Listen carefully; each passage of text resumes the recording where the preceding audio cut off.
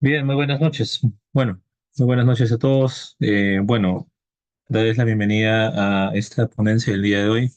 Tengo el agrado de compartir este momento con ustedes, de poder ser parte de su desarrollo y su formación profesional. Bueno, agradecer también con mucho grado, con mucho respeto, con toda nuestra gratitud, ¿no? Al Grupo Edad Perú que nos acompaña, que nos brinda la oportunidad, ¿no? de, de compartir este momento con todos ustedes. Y bueno, vamos a ver las siguientes temáticas que vamos a trabajar el día de hoy. Bien, bueno, mi nombre es Diego Bringas, soy profesor de Ciencias Sociales y vamos a ver el tema relacionado con el día de hoy. Vamos a ver lo que son eh, la temática y los estudios referidos a lo que es el estudio de la geografía peruana, así como también eh, cómo está configurado el territorio peruano, las dos teorías que estudian, que fundamentan la naturaleza del medio geográfico peruano, la deliberación de asuntos públicos con casos muy concretos que vamos a ver, los valores democráticos y cómo se aplica la democracia y el Estado de Derecho. Muy bien. Bueno, vamos a pasar un video con todos ustedes antes de iniciar esta ponencia del día de hoy.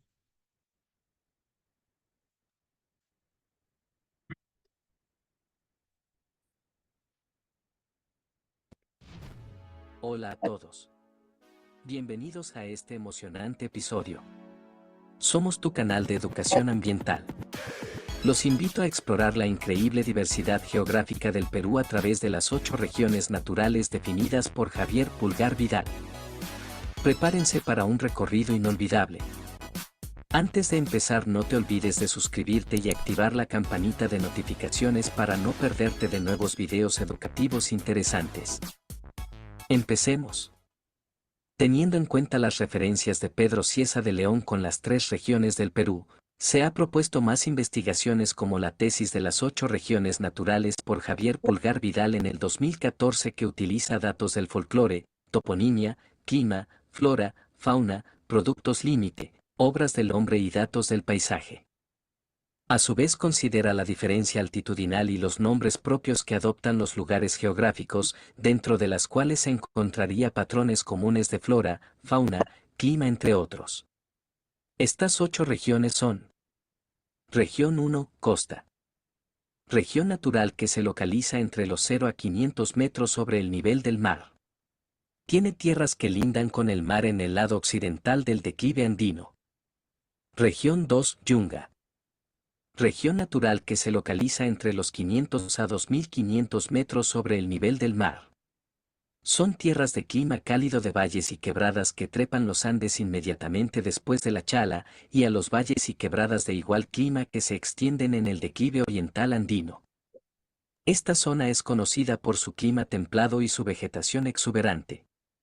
Las ciudades de Huaraz y Chachapoyas se ubican en esta región. Es un lugar de impresionantes paisajes y sitios arqueológicos. Región 3, Quechua. Región natural que se localiza entre los 2500 a 3500 metros sobre el nivel del mar. Son tierras templadas que se extienden en ambos declives del Ande tanto occidental y oriental. Aquí, encontramos ciudades como Cusco y Ayacucho. Esta región es famosa por su cultura quechua y su rica historia. Los paisajes montañosos y los vestigios arqueológicos son destacados. Región 4, Sunío Jalca. Región natural que se localiza entre los 3500 a 4000 metros sobre el nivel del mar y de tierras frías. Es famosa por su vegetación resistente y escasa. Es parte del altiplano andino y presenta lagunas de altura. Región 5, Puna. Una región de altas altitudes donde la vida es escasa pero resistente. El altiplano andino y las lagunas de altura son características destacadas. Región natural que se localiza entre los 4000 a 4800 metros sobre el nivel del mar. Tiene altiplanos y riscos muy fríos. Región 6, Llanque o Cordillera. Región natural que se localiza entre los 4.800 a 6.768 metros sobre el nivel del mar, donde se ubican las altas cumbres de los Andes. Esta región es conocida por sus montañas imponentes y picos nevados. Es un paraíso para el montañismo y la observación de la vida silvestre. Región 7, Rupe Rupe o Selva Alta. A medida que descendemos hacia el este, llegamos a la región de la Selva Alta, una zona de transición entre la sierra y la selva. Se localiza entre los 400 a 1000 metros sobre el nivel del mar. Aquí, encontramos una gran diversidad de plantas y animales. La vida silvestre y la vegetación son impresionantes, lo que la convierte en un paraíso para la observación de aves y la aventura en la naturaleza. Región 8, Omagua o Selva Baja. Nuestro recorrido nos lleva finalmente a la región de la Selva Baja, región natural que se localiza entre los 80 a 400 metros sobre el nivel del mar. La inmensa selva amazónica del Perú. Tiene una exuberante vegetación y la biodiversidad es asombrosa. La selva es el hogar de numerosas especies de plantas y animales únicas y es vital para la salud de nuestro planeta. En esta inmensa llanura selvática discurre el Amazonas y sus afluentes, cuyas aguas desembocan en el Atlántico. Finalmente, el Perú es un país de asombrosa diversidad, tanto en términos de geografía como de cultura. Hoy se habla indistintamente de regiones naturales y se hace referencia a 3 u 8 sin mayores variables que expliquen una distinción entre ellas. Si este video te ha inspirado a explorar más acerca de estas 8 regiones naturales y su importancia, te animo a suscribirte y activar la campanita de notificaciones para no perderte de nuevos videos educativos interesantes. Juntos, podemos apreciar y conservar esta riqueza natural y cultural. Gracias por acompañarme en este viaje y nos vemos en el próximo episodio. Hasta pronto.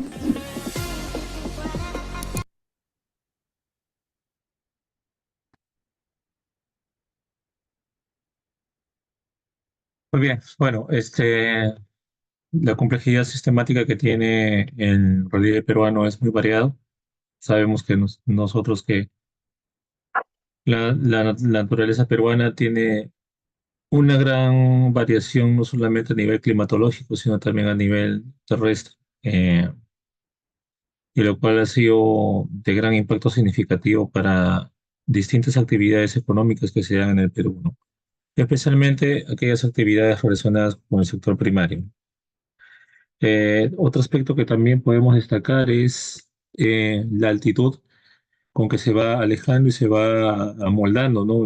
Cada territorio de nuestro país, ¿no? Entonces, pasando al siguiente punto,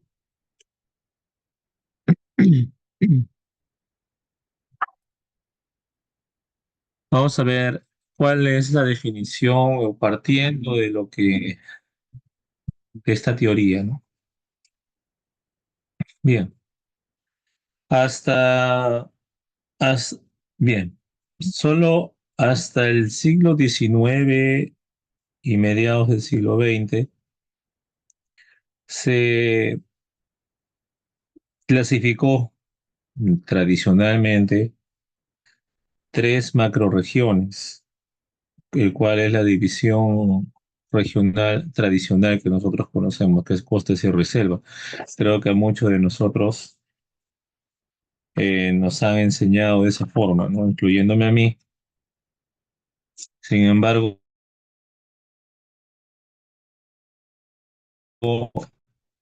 estas teorías, marqués la alta gama geográfica que tiene el Perú. Por eso que, eh, por eso es que a mediados del siglo XX, entre 1941 y 1988, para ser exacto, salieron dos teorías. Uno sustentado por Javier Purgar Vidal a inicios del siglo XX y luego casi a mediados del siglo XX, 1941, se dio a conocer esta teoría, ¿no? Las 8 regiones naturales del Perú, ¿no? Sustentado por Javier Purgar Vidal en 1941. Tiene sus bases científicas bajo los siguientes aspectos teóricos, que son las diferencias de altitud y clima a lo largo de todo el territorio peruano. El autor lo que busca es la división sistemática del Perú en regiones naturales, ¿no? Lo cual lo divide en pisos altitudinales, ¿no? Eh, Destacando también la flora y la fauna, los tipos de climas y también el tipo de relieve que tiene estas regiones, ¿no? Las indicaciones altitudinales cambian levemente entre las diferentes ediciones de su obra, ¿no? Esto quiere decir de que cada piso altitudinal representa un alejamiento del mar y un descenso en el cual llega a los bosques amazónicos, ¿no? O a las zonas amazónicas, que son Rupa Rupa y Selva Alta, ¿no? Y Omagua o Selva Baja. Entonces, en este gráfico que ustedes ven aquí, que yo estoy acá señalando, justo estoy señalando, se supone que esta montaña es la cordillera andina. Bueno, entendamos de que el Perú es un país andino debido a este fenómeno geográfico que maneja, que es natural del Perú. Y todos estos pisos se van alejando, ¿no? Desde los lugares donde hay mucha humedad hasta las altas punas y llegando a las zonas tropicales que están ahí presentes, ¿no? Que son la selva alta y selva baja, ¿no? Eh, Bien. La costa, bueno, la costa tiene una altitud de 0 a 500 metros sobre el nivel del mar, por lo cual indica que su posición frente al mar es muy cercana, por lo cual el indicio de humedad y el indicio de precipitaciones y neblina van a ser muy frecuentes, ¿no? Es un clima árido y semiárido. También recordemos que en la costa también hay zonas desérticas, eso también es importante destacar, y a conocimiento de la población, ¿no? Ello que también tiene esa variación geográfica, ¿no? Tiene desiertos, pero también tiene valles fértiles, ¿no? Estos valles fértiles se constituyen por la presencia del mar que puede tener una influencia y un impacto muy grande en la producción eh, de las tierras fértiles, ¿no? Que tiene la costa, ¿no? ¿Qué ciudades hay aquí? Está Trujillo, está Lima, está Piura. Y donde una de las actividades más importantes predomina la agroindustria y la pesca y la agroindustria, ¿no? Es una región sumamente accidentada debido a los diversos niveles que presenta su relieve. Es un relieve ondulado, o sea que va de arriba para abajo, no es un piso estable, sino que va de arriba para abajo, como si fuera un conjunto de cadenas montañosas, pero en un curso inestable, ¿no? Porque puede ser muy elevado por un lado o es muy bajo y después no tiene un curso normal, como son los relieves altos, ¿no? Que están más en la sierra, ¿no? En la macrorregión de la sierra. La Yunga va alejándose, tiene 500 a 2300 sobre el nivel del mar.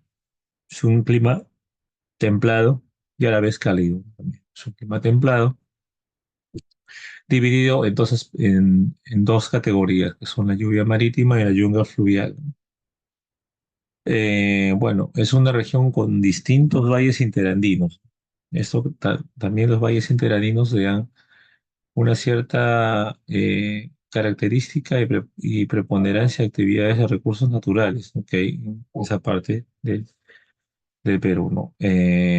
La caña de azúcar, el café y frutas tropicales van a ser los productos más demandables, más producidos en esa región. Eh, a medida que su clima es templado, también es un lugar donde la población pues tiene disfrute de gozar de la naturaleza y de los recursos que tiene, ¿no? Luego sigue la región Quechua, que se va alejando más del mar, ¿no? De 2300 a 3500 sobre el nivel del mar. Es un clima sumamente templado, ¿no? Sus temperaturas son intermedias. Es una zona agrícola por excelencia y los cultivos más representativos son el maíz, la papa, las hortalizas. Y eso también lo hace importante, ¿no? Para el país. Cusco y Ayacucho son las ciudades más importantes. de esa región, ¿no? Entonces, eso también es fundamental tener muy presente. Pasando a la siguiente región, ¿no? Bueno, acá tenemos la cuarta región, que es la región Suni. Muy bien, es un clima, eh, ya va bajando la temperatura, es un clima frío, donde sus áreas de cultivo de tubérculos narcisos como la papa y la oca son los más representativos, ¿no? Es un relieve sumamente accidentado y montañoso, quiere decir que tiene elevaciones montañosas altas, y lo cual la presencia de cordilleras es muy notoria, ¿no? Luego tenemos la región Puna. La región Puna desciende de los 4.000 a los 4.800 sobre el nivel del mar. Estamos llegando un poco más a la altitud, ¿no? Es un clima muy frío, ¿no? Que está bajo los menos 12 grados centígrados, llegando hasta 5. 5 ya es demasiado frío, por lo menos nosotros para los que vivimos en Lima. En el caso de ustedes, bueno, yo sé que hay docentes y colegas que vivimos en distintas partes del Perú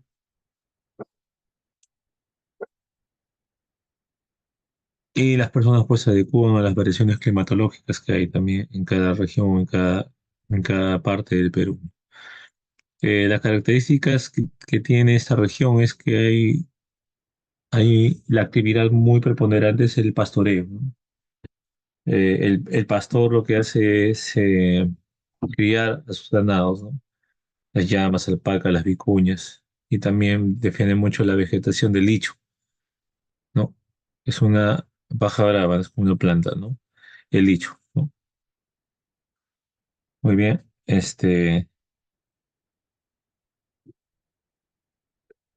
¿no? El licho no es un pasto de altiplano, ¿no? Una planta muy representativa, siempre acaba en colores blancos, ¿no? Eh, muy demandable en la región andina de nuestro país, también en el altiplano, que es el país de Bolivia. Importantes lagunas que tiene la región Puna es eh, como el Titicaca, ¿no? El lago Titicaca, ¿no? La Janca y Cordillera, ¿no? Janca y Cordillera ya va alejándose más del mar y va teniendo un clima ya más blanco. ¿Qué quiere decir blanco? Que hay muchos glaciares, ¿no? Un clima glaciar blanco, zonas de nieves perpetuos y glaciares y poca presencia humana debido a las extremas condiciones climáticas. Eso es cierto. Las punas o las altas punas son lugares por lo general poco habitables, ¿no? Poco habitables para la población.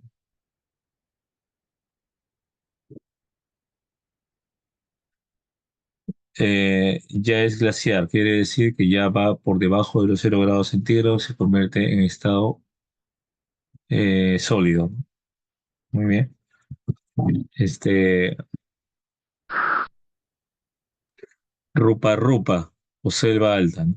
Rupa Rupa significa ardiente, significa de que es un lugar donde el clima tropical es sumamente alto, ¿no? Es un clima tropical, pero a la vez también es húmedo así como llueve, así como hace un sol muy fuerte, también puede llover, ¿no? Rápidamente, ¿no?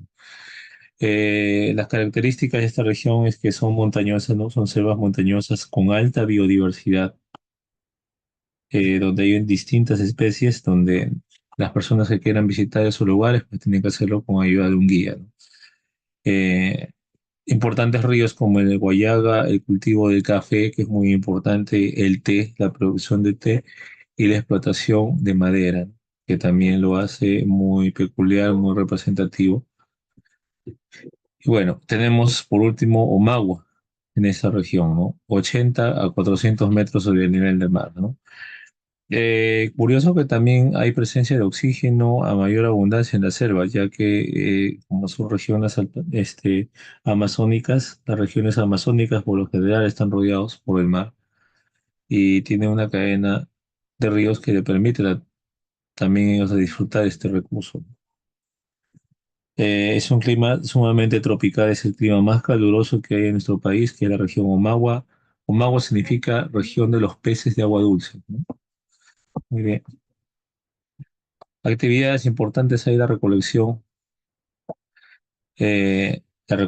de frutas, la pesca también, ¿no? Es importante, y también el turismo ecológico, ¿no? Que se quiere cultivar ahí, en esos lugares, ¿no?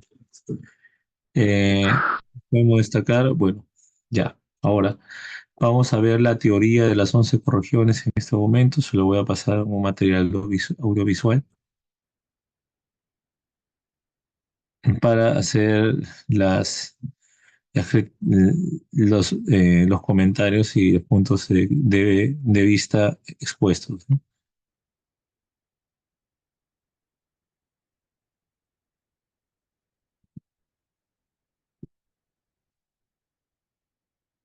Ya. Ahora.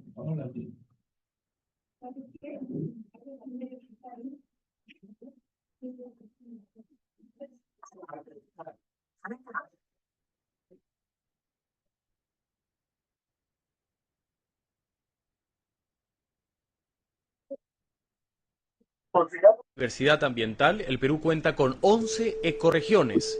El mar frío, con unos 11 grados centígrados de temperatura. El mar tropical, frente a las costas de Piura y Tumbes, con temperaturas que llegan a los 22 grados centígrados. El desierto del Pacífico, tiene una escasa vegetación. El bosque seco ecuatorial, de suelo árido. Su característica principal son los bosques de algarrobos. Bosque tropical del Pacífico, reducida área dentro del departamento de Tumbes, muy lluvioso. Serranía esteparia, a lo largo del lado occidental de la cordillera, con un sol permanente y bajas temperaturas. La Puna, ubicada por los 3.800 metros, con temperaturas muy bajas y fuertes vientos que mantienen frío y seco el ambiente. El Páramo, comprende las alturas de Piura y Cajamarca. Su característica más visible son las nieblas.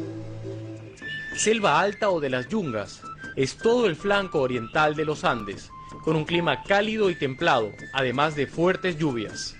Bosque tropical amazónico o selva baja, a menos de 800 metros sobre el nivel del mar, de clima tropical cálido y alta humedad. Ecorregión de la sabana de palmeras o chaqueña, reducida zona en Madre de Dios, de relieve plano y con lluvias veraniegas.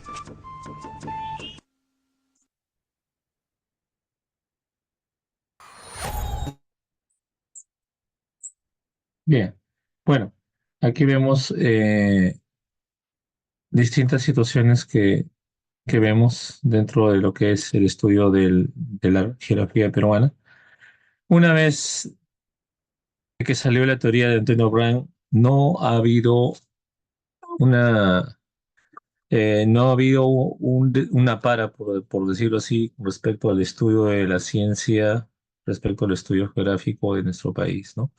Entonces, durante los años 80, bueno, recordemos que el Perú tuvo un boom de intelectuales muy importantes en la década del 60, del 70, incluso del 80, ¿no? Con los grandes literatos que nosotros conocemos, ¿no?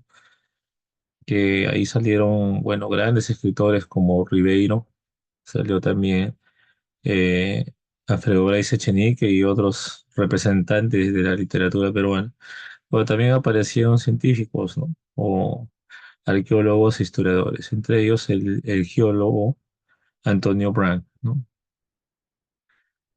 La propuesta de Antonio Brand es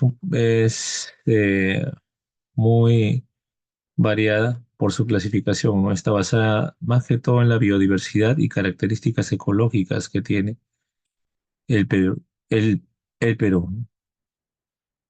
Y es ampliamente utilizada para comprender la diversidad biológica y geográfica que tiene nuestro país, ¿no? Eh, que la teoría de las 11 ecorregiones fue presentada por Antonio Brand en el año 1988, ¿no? Esto también fue reconocido y utilizada para la conservación y el estudio de la biodiversidad del país, ¿no? Eso también fue válido. Él, como doctor en su especialidad, ¿no? Él también planteó esa idea, ¿no? Fue el pionero de la investigación ambiental del Perú. Eso fue muy interesante y detalló esa. teoría en su obra Las ecorregiones del Perú, ¿no? Que contribuyó significativamente al conocimiento y manejo de los recursos naturales que tiene nuestro país, ¿no? Entonces, eh, esta diversidad biológica fue muy impactante y fue bastante determinante porque toda la comunidad académica lo aceptó, ¿no? En aquel tiempo, ¿no? En nuestro país.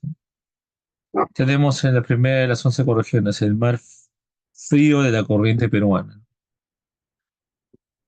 Mar frío de la corriente peruana. Hablando de la influencia del mar frío proveniente de la corriente de Humboldt, ¿no? Y que este le da ricos nutrientes y alta productividad pesquera, ¿no? Se quiere decir que el mar, el mar frío de la corriente peruana es producible y también es aprovechable para la pesca, ¿no? Entre la fauna podemos destacar la anchoveta, las sardinas, el lobo marino y los pingüinos de Humboldt, que también son importantes en cuanto a su conocimiento y su conocimiento, ¿no? El mar tropical, caracterizado por las aguas cálidas y la diversidad marítima, muy similar a la anterior ecorregión que hemos visto, ¿no? Porque también la actividad pesquera va a ser muy determinante, va a ser muy llamativa, de acuerdo también a la biodiversidad marina que tiene el Perú. Ubicada en el extremo norte del Perú, cuyas especies están los peces tropicales, las tortugas marinas, las ballenas jorobadas, los delfines, entre otros, ¿no? Este, bueno, pasando a este aspecto,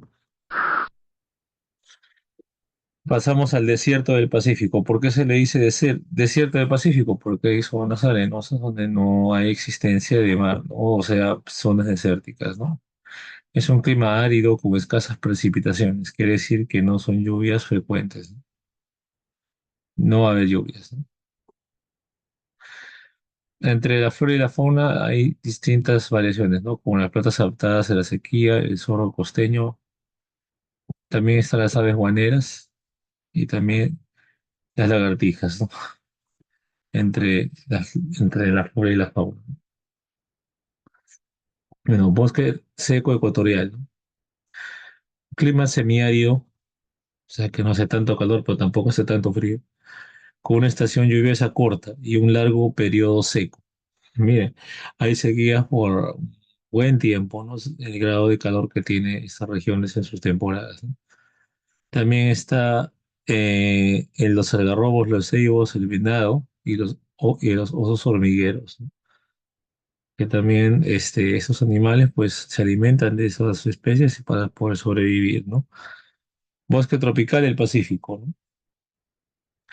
Alta humedad y biodiversidad, ¿no? En este caso sí hay una alta humedad, lluvias abundantes durante todo el año. Sí, las lluvias abundantes son muy preponderantes. Y tenemos también las plantas tropicales, los monos, los tunaques y los jaguares, ¿no? Que por cierto son animales peligrosos, ¿no? Porque vienen de la fauna silvestre. Bien. Sierra o yunga, también es templado y semiárido, ¿no?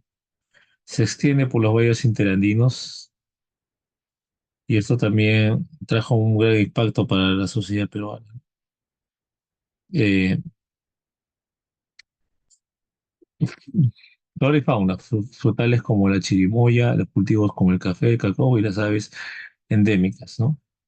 Ellos también se alimentaban de eso y también daban un claro indicio de cómo era el estilo de vida en esa población, ¿no? Tenemos el páramo. Páramo. Páramo significa montaña, zonas de altas montañas, ¿no? Con mucha neblina y frío constante, ¿no? En este caso ya hace un frío y un clima bastante fuerte. Ubicada en las partes altas de los Andes del norte del Perú. Eh, ¿Qué podemos encontrar aquí? Los pastores, frailejones, los venados y parados, ¿no? Son más representativos. Bueno, destacamos también la Puna y región Puna, tanto andina, ¿no? Clima frío, seco, donde predomina también las altitudes más altas de los Andes, ¿no? Quiere decir la altitud, la relación que hay entre el relieve terrestre y la distancia que tiene sobre el mar, ¿no? Mientras más se aleja, la situación se vuelve más complicada porque ya no tienen los recursos hídricos necesarios para alimentar a su población, ¿no? Eh, ¿Qué animales podemos destacar aquí? El ichu o paja brava, las vicuñas, las llamas y los cóndores, ¿no? Son muy comunes en esas regiones, ¿no? Eh, Selva alta o rupa rupa, ¿no? Muy parecido a lo que planteaba el autor anterior que hemos visto, que es Javier Pulgar Vidal. Clima tropical húmedo con pendientes pronunciadas y valles profundos. O sea, el valle es profundo y tiene pendiente. O sea, tiene el curso bajando, bajando, es una pendiente, ¿no? Selva baja u omagua, ¿no? Llamada de clima tropical húmedo, porque esos lugares, como hace mucho calor, también puede hacer mucho frío, ¿no? Forma parte también del Amazonas, una gran biodiversidad por parte de flora y fauna de esta región, de selva baja o magua. Es que también hay árboles muy grandes, delfines rosados, anacondas, que son peligrosas, ¿no? Y los monos, o sea, hay una gran diversidad de especies que lo hacen únicos, ¿no? Sabana de palmeras, zona de transición entre los secos, entre la selva y los bosques tropicales. Se encuentran algunas tareas en la Amazonía peruana, ¿no? O sea, se van a lugares más alejados del Perú donde no entra ninguna llamada telefónica, ninguna llamada por celular, ¿no? Mientras más lejano esté una persona, por ejemplo, te quiere llamar de Perú a otro lugar, ¿no? Por más que esté la persona en Lima y otra ciudad, depende mucho de los factores climáticos que aparecen en cada ciudad. Si es muy frío, lo probable, o alto, lo probablemente, o tiene una gran altitud, la probabilidad que esté o donde esté la persona va a ser muy complicada, ¿no? Bueno, este se caracteriza por el encuentro de áreas de la Amazonía peruana, las palmeras que por cierto son hermosas en esos lugares. Tenemos también eh, en, en esta región los caimanes de las aves acuáticas correspondientes a la sabana de palmeras, ¿no? Son lugares donde los lagos abundan y donde hay unas palmeras enormes, ¿no? Que también forman parte de esa naturaleza, ¿no? Bien, bueno, hasta aquí hemos visto. Ahora vamos a ir a lo que es la división geopolítica del territorio peruano. Ya hemos entendido un poco su naturaleza. Ahora vamos con la comprensión de la configuración del territorio peruano. Es compleja porque se basa en una combinación de distintas políticas administrativas, ¿no? Las políticas administrativas son más complicadas porque se tiene que decidir qué aspecto van a trabajar y qué aspecto van a concluir, ¿no? Para que se haga toda esa gestión. División de política administrativa, ¿no? Perú está dividido, nosotros sabemos, en 24 departamentos, siguiendo el modelo francés que nosotros hemos empleado cuando se inició el Perú en su primer año de vida independiente, ¿no? Tiene una provincia constitucional del Callao. Cada uno de estos departamentos se subdivide en provincias o distritos, ¿no? Así es como está subdividido el territorio peruano. Los departamentos son las divisiones políticas más grandes y están gobernados por un gobernador regional, ¿no? O sea, el gobernador regional es el que ve todos estos temas y también le da la posibilidad de poder gestionar bien las regiones, ¿no?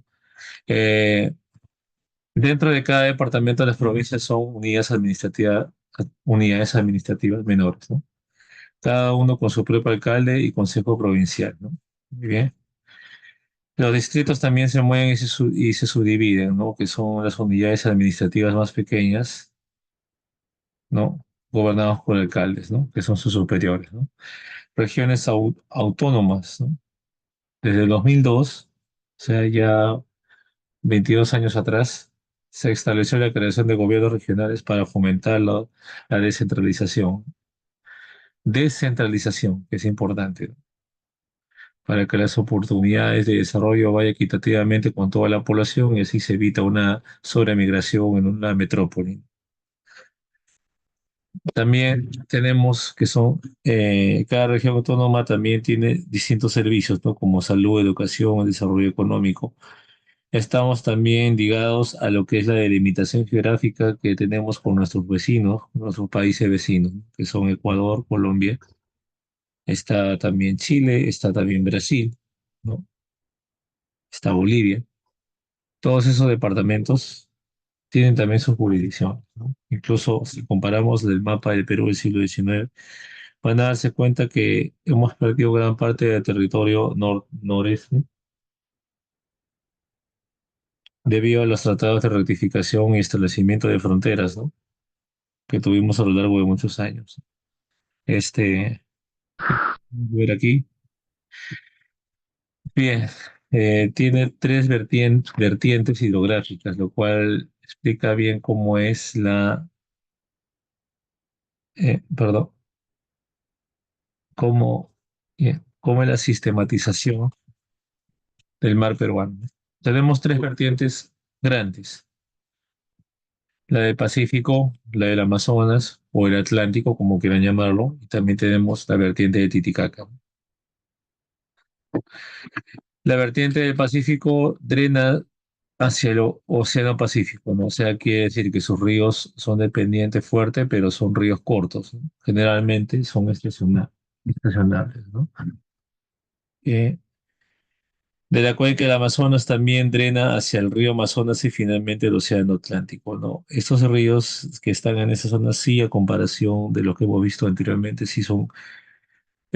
muy, son muy abruptos, ¿no? Como son muy cortos, eso sugestiona también a las personas que viven en esos lugares, ¿no? Y en la escuela también.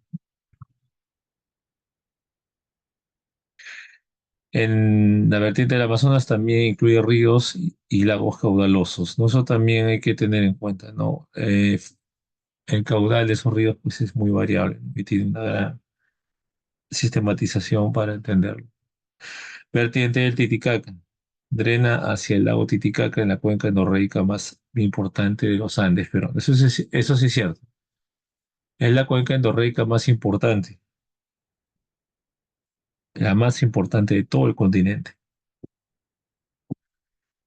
Claro que también algunas personas no lo valoran lo suficiente, bueno, siendo realista, pero también las personas pues tienen que poner de su lado, ¿no? Bueno, que ahí me desvío un poquito del tema. Vamos a ir sobre cómo se divide la vertiente del Pacífico. La vertiente del Pacífico nace en la cordillera de los Andes, ¿no? Por supuesto, también en el lado occidental, ¿no? Contiene todos los ríos y costas, la costa y vierte sus aguas hacia el Océano Pacífico, ¿no? Es un mar sumamente variable y tiene muchos indicios, ¿no? De grandes ríos, ¿no? Donde sus caudales son pequeños, pero tienen una gran significatividad para los pescadores. La vertiente del Amazonas nace en la cordillera de los Andes, en la parte oriental, conformada por los ríos que desembocan en el río Amazonas, ¿no? Por lo cual su caudal es largo y extenso y llega hasta los territorios del Atlántico, ¿no?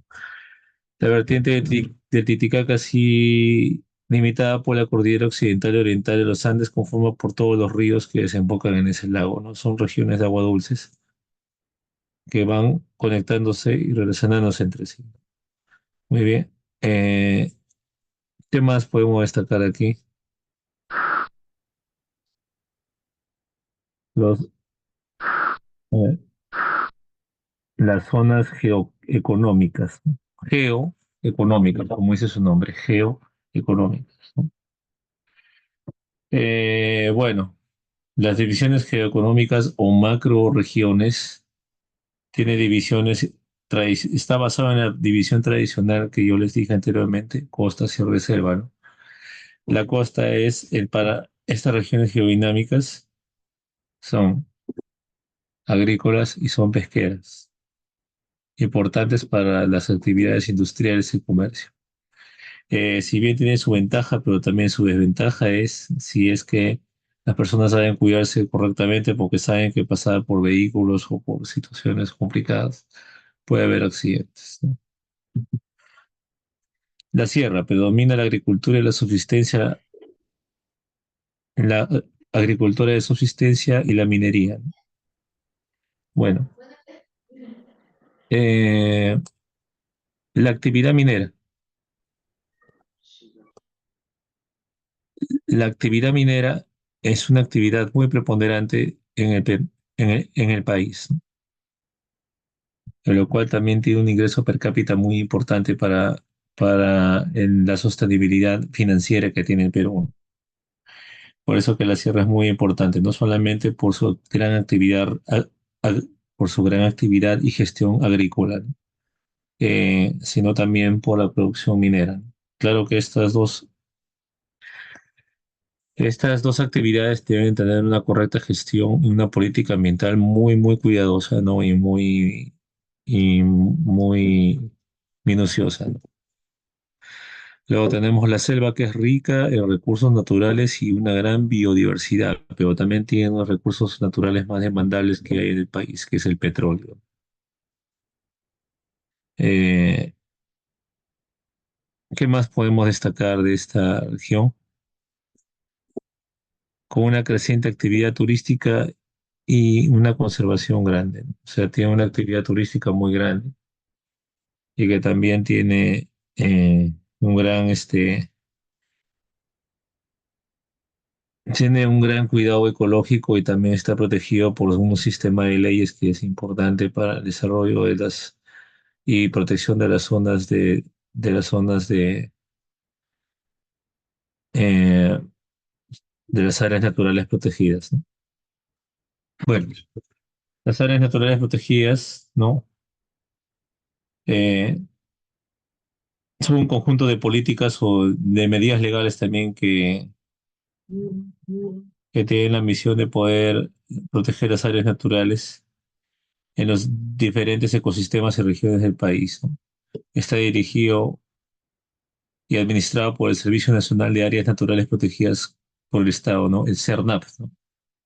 Que también incluyen los parques nacionales, reservas nacionales, también los santuarios nacionales, y también las áreas de conservación regional, que son fundamentales para el desarrollo de nuestro país, ¿no? Bien. Entonces, bueno, colegas, resumiendo gran parte, porque estos temas son demasiado extensos, ¿no?, para estudiar las regiones, y yo incluso creo que en la realidad escolar se toman hasta tres clases para hacer una clase, para realizar este tipo de estudios, ¿no?, en nuestro país, ¿no? Bien. A ver. Antes de pasar a la deliberación de asuntos públicos, quiero saber si tienen alguna duda, alguna pregunta hasta aquí.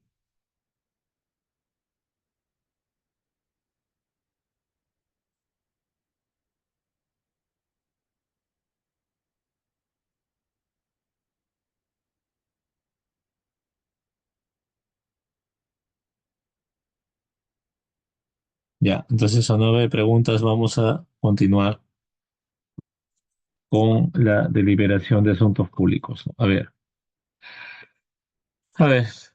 voy a pasar un video antes de pasar este punto, porque siempre voy a complementar las clases con materiales audiovisuales, ¿no? A ver,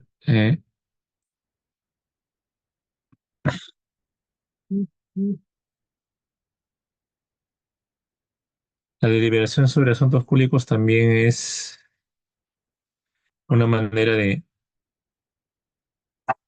que el ciudadano se involucre en aspectos relacionados con su realidad. A ver, vamos a ver. Hola, bienvenidos y bienvenidas a este canal. Gracias por darle play al video. En esta ocasión te trataré de explicar de forma amena la respuesta a la siguiente pregunta. ¿Qué son los asuntos públicos? Aunque para muchos la respuesta pueda ser muy sencilla, vamos a aprender qué son y cómo identificarlos. Acompáñame a descubrirlo. Inicialmente, vamos a identificar las diferencias que tienen los asuntos públicos con el resto de los asuntos. Empecemos con el primero. A lo largo del día, tenemos cientos de pensamientos gracias a nuestro cerebro. Desde que nos levantamos, estamos pensando en acciones futuras. Por poner un ejemplo, ¿qué vamos a hacer durante el día? ¿Qué vas a desayunar? ¿Qué ropa te pondrás? ¿Qué comerás por la tarde? Etcétera. También es muy probable que gracias a esa capacidad lógica como seres humanos tengamos diversos pensamientos sobre infinidad de temas que en particular nos interesen o problemas que nos aquejan. Y aquí es donde ubicamos una primera clasificación de los asuntos. Los asuntos íntimos. Este tipo de asuntos nos atañen únicamente en lo individual. Quizás hoy te levantaste pensando todas las actividades que harías durante el día, pero no estuviste de ánimo y solo cumpliste una parte. O bien, querías platicar con alguien sobre algo que te preocupaba, pero decidiste reservártelo y no lo comunicaste. Podríamos identificar muchos ejemplos, pero la idea central de estos asuntos es que nos pertenecen únicamente a nosotros, están en nuestra mente en tanto no consumimos acciones que afecten nuestro entorno o hagan que intervengan otros. Y justamente con esto último, pasamos a la siguiente clasificación. Los asuntos privados. En estos asuntos necesariamente participan dos o más individuos. El ejemplo ilustrativo por excelencia alude a las relaciones interpersonales, ya sea con amigos, con tu pareja o con tu familia. En ese contexto, lo que pasa dentro de esas esferas corresponde únicamente a los involucrados, en tanto sus acciones no afecten el entorno o hagan que intervengan otros. En el ámbito de lo privado, aceptamos las reglas de convivencia que, por una parte, tienden a preservar nuestra intimidad y por otra, trazan barreras ante la invasión de lo que se vuelve público. Conforme a lo anterior, ahora responderemos la pregunta inicial y entenderemos todo lo que engloban los asuntos públicos.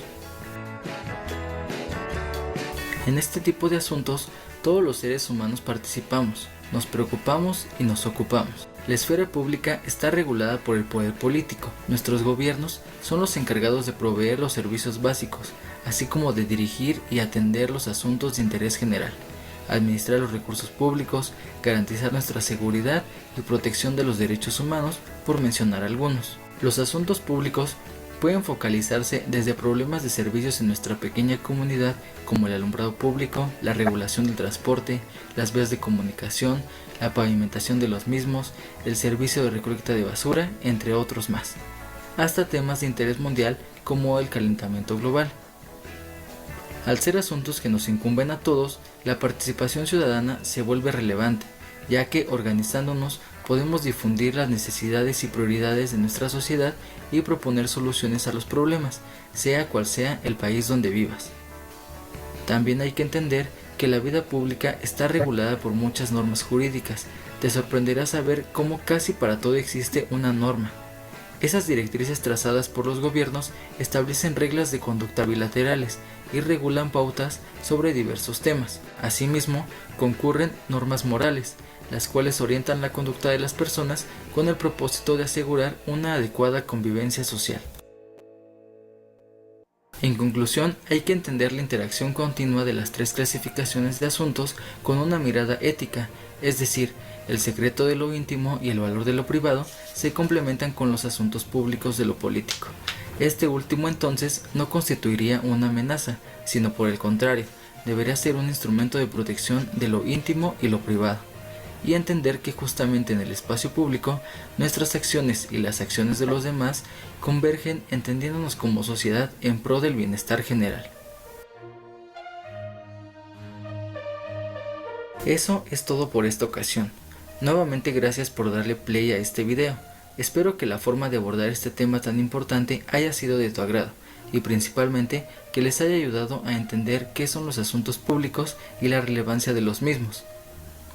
Escribe en la caja de comentarios ubicada aquí debajo de la pantalla de reproducción tus dudas y sugerencias sobre los diversos temas públicos que te gustaría que abordáramos. Regálanos un like si te gustó y compártelo con tus amigos. Te invito a que te suscribas a este canal y actives la campanita de notificaciones, es totalmente gratis. De esta forma, YouTube te avisará cuando se suba un nuevo contenido y no te pierdas de un solo video para que sigamos construyendo una ciudadanía informada.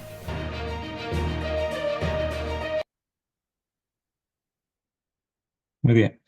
A ver, todos los asuntos públicos siempre tienen un efecto. Como dice, asuntos públicos, ¿no? La deliberación sobre asuntos públicos está relacionado en el involucramiento, eh, muy, vamos a decir, muy compenetrado y también el compromiso ciudadano que asume cada persona en nuestro país, ¿no? Porque todo lo que acontece en nuestro país tiene distintas visiones, ¿no? Por ejemplo, tiene la visión local, si es que afecta a nivel local, si es a nivel regional o si es a nivel nacional, ¿no? Esto también es importante, ¿no? Que afecta a diferentes escalas, ¿no? Bueno, la deliberación sobre asuntos públicos es un proceso fundamental en la democracia porque también implica identificar los problemas y los asuntos de interés en común. Significa que también el ser humano esté muy comprometido y también tenga un conocimiento grande sobre su realidad, ¿no? Analiza críticamente las fuentes de información y construye argumentos bien razonados. O sea, siempre se presentan argumentos cuando queramos aplicar una técnica didáctica en cada una de sus sesiones de clase, ¿no? Siempre le pones una situación o un problema, ¿no? Lo que se llama aprendizaje basado en problemas, ¿no? Aquí vamos a ver cuáles son esos enfoques, que ya vamos a ver a continuación, pero sabemos nosotros que el enfoque del área que está muy ligado tanto a sociales, al área de ciencias sociales como desarrollo personal, está la ciudadanía democrática, el enfoque de ciudadanía activa, ¿no? Ciudadanía democrática e intercultural, ¿no? Conlleva también a la deliberación de asuntos públicos, a convivir pacíficamente, democráticamente con todas las personas y también la participación democrática en los espacios públicos para un bien común. Bueno, siguiendo esta perspectiva, vamos a ver cuáles son los pasos metodológicos para poder comprender los asuntos públicos, ¿no? Las distintas situaciones y problemas que aparecen en los asuntos públicos. Primero, el primer contexto va a ser identificación de asuntos públicos, ¿no? Esto se va a dar a través de la observación del contexto, ¿no? Si el contexto es bueno, si el contexto es malo, ¿no? Lleva una atención a los problemas y debates de la comunidad, ¿no? Saben, como toda sociedad tiene sus problemas, tiene sus cuestiones, tiene sus dificultades también. Eso es importante tener conocimiento. Cómo o cuál es la situación de la región del país y cómo eso puede incluir temas financieros a nivel económico, social, político, ambiental, entre otros, ¿no? Por ejemplo, si los problemas públicos están relacionados con el comercio ambulatorio, yo creo que ese también es una tarea del Estado, ¿no? Que también los estudiantes pueden redactar, ¿no? Tal aspecto tiene que verse con tal institución para que haya una normatividad legal y se aplique lo que se va a aplicar, ¿no? También tiene temas financieros, tiene tema también de políticas sociales. Nosotros sabemos que los aspectos financieros siempre son muy determinantes, pero también, sobre todo, cuando se toma dinero del gobierno. En ese aspecto sí hay que ser lo más ético y razonable del caso, ¿no? Ya que nosotros sabemos que el presupuesto nacional pues lo aprueba el Congreso, ¿no? Relevancia y urgencia, ¿no? Determina la importancia y urgencia del asunto, si es que una región, un lugar de su país está declarado en estado de emergencia.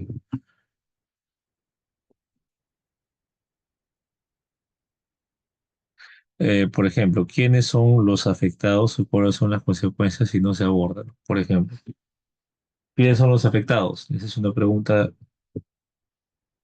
a cualquier persona, puede ser también a tus estudiantes, pero siempre manteniendo esa comunicación asertiva, ¿no? También tiene que ver problemas sociales y políticos, ¿no? Cómo está la sociedad políticamente, en qué situaciones está a nivel social, ¿no? Y cuáles son las consecuencias, ¿no? Si no se abordan dichas cosas, ¿no? Las consecuencias, ¿no? Que son los efectos que causa una acción, ¿no?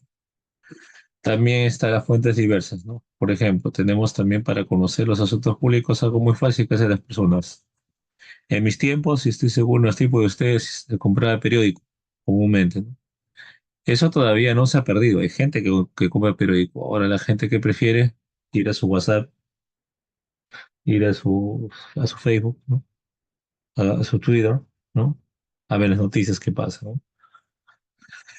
Bueno, también eh,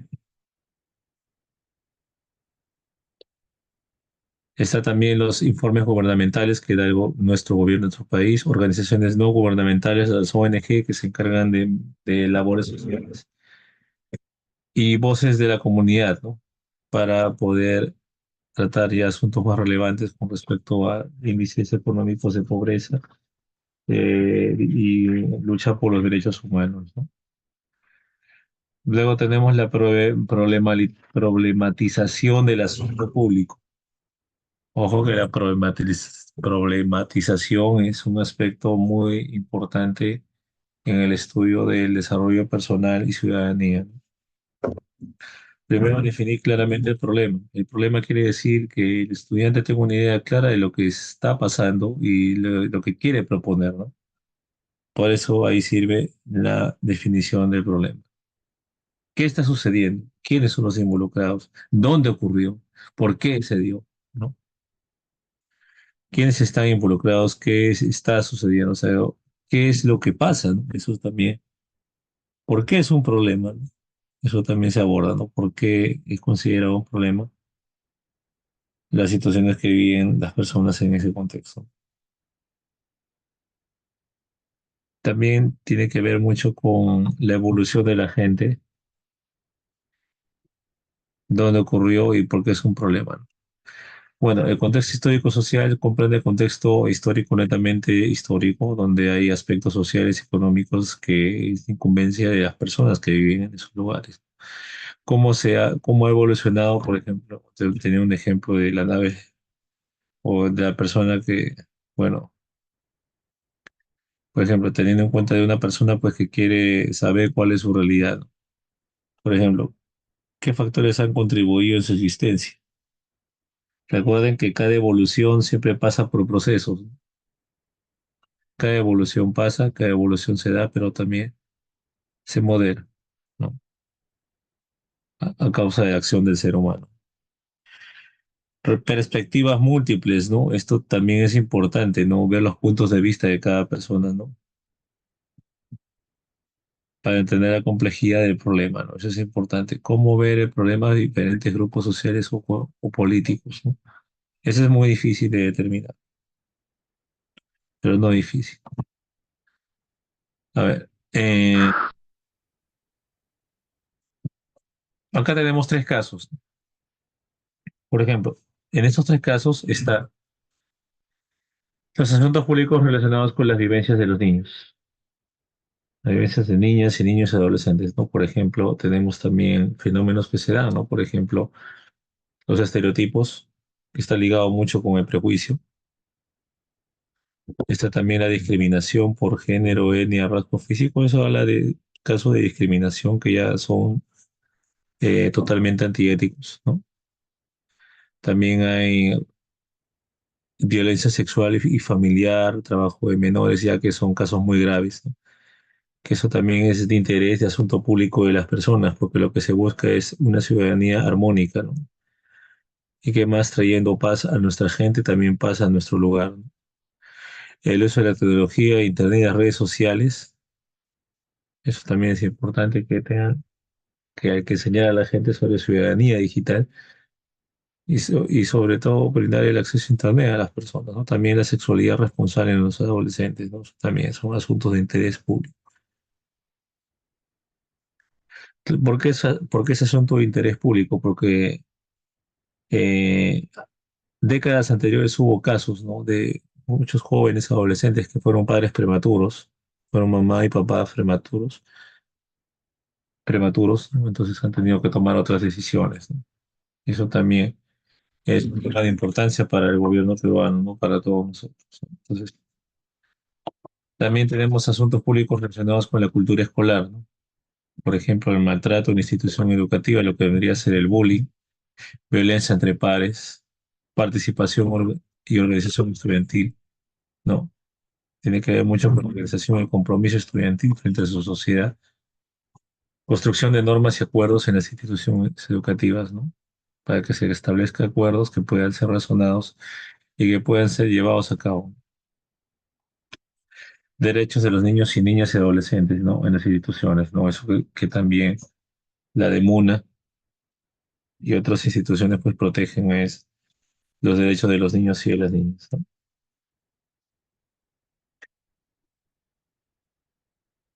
También tenemos lo que es los asuntos públicos relacionados con la vida local, regional y nacional, los derechos de los niños y adolescentes, la gestión de riesgos, ¿no? Ante los desastres naturales o antrópicos, ¿no? Derechos sexuales y reproductivos, ¿no? Que son derechos importantes para el desarrollo de las personas a nivel social, a nivel nacional, ¿no? Eso también se ve y se valora. Otro asunto también muy delicado son la corrupción, la delincuencia, ¿no? Que también relacionada con la trata de personas, la explotación sexual, que lamentablemente son cosas que se dan dentro de la realidad en nuestro país. Y nosotros como ciudadanos, ¿cómo podemos contrarrestar dichas situaciones para buscar también el bienestar de la gente, el bienestar también de nuestra localidad? Educación en seguridad vial, que también es importantísimo la seguridad vial, porque es una cuestión de cultura de educación, seguridad ciudadana y desarrollo sostenible. Bueno,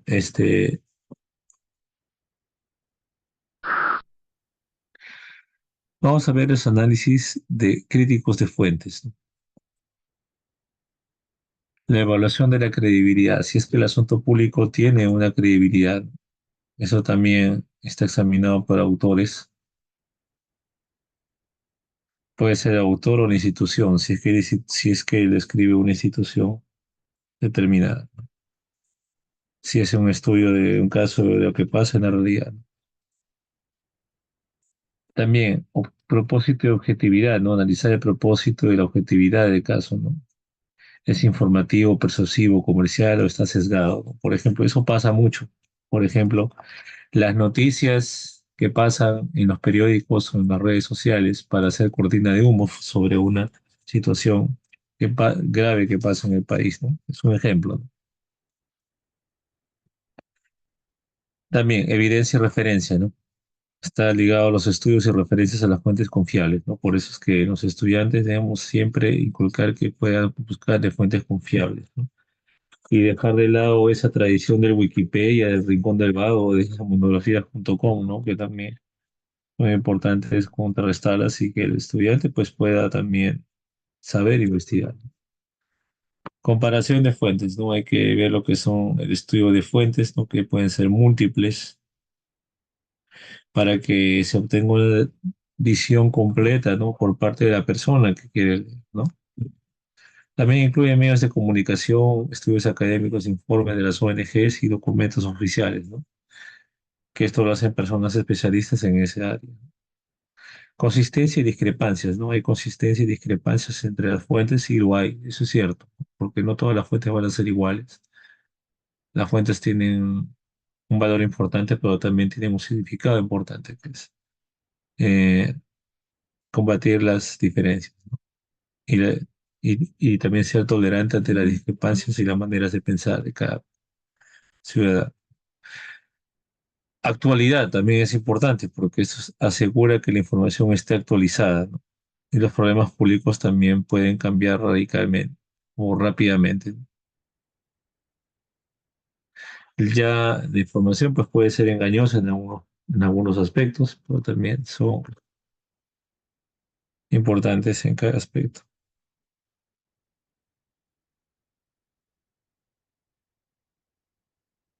Eh, bueno, tenemos la construcción de argumentos razonados, el razonamiento, ¿no? Ya este eh, requiere de una capacidad importante, ¿no?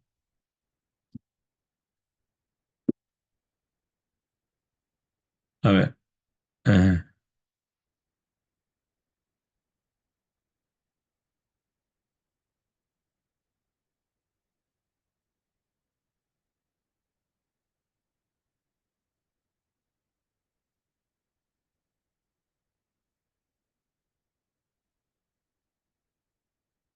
bien.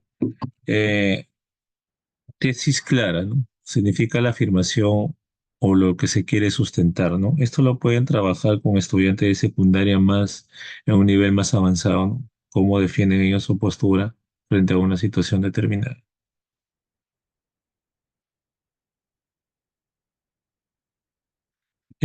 Por ejemplo, ¿qué está proponiendo defendiendo?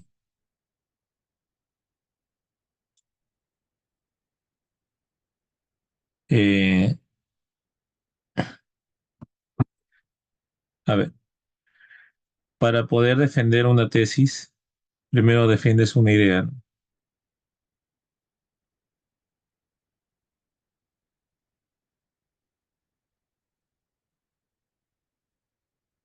Eh,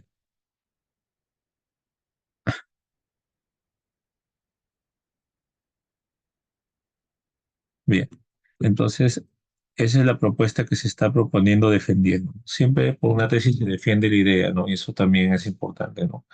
Si alguno de ustedes, por ejemplo, ha pasado por ese proceso de la sustentación, siempre se defiende la idea ante un tribunal. Si es que tu defensa es clara, concisa y bien sustentada, bien fundamentada, bien teorizada y bien aplicada, se puede validar, ¿no?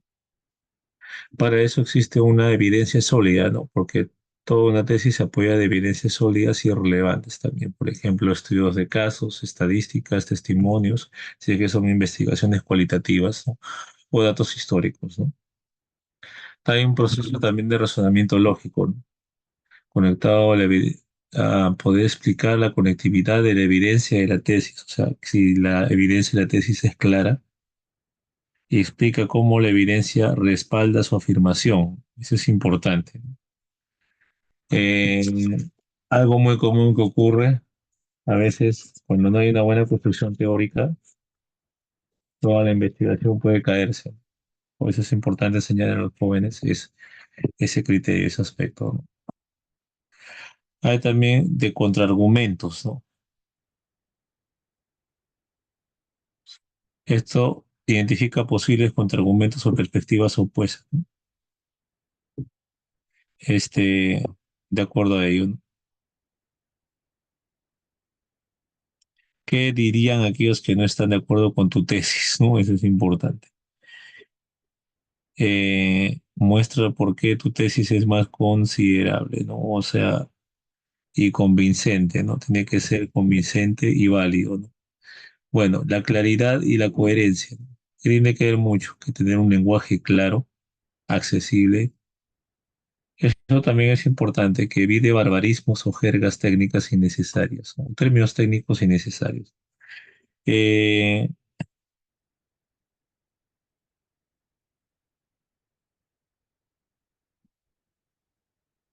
eh, para ello es importante determinarlo de esa forma, ¿no? La coherencia y la presentación.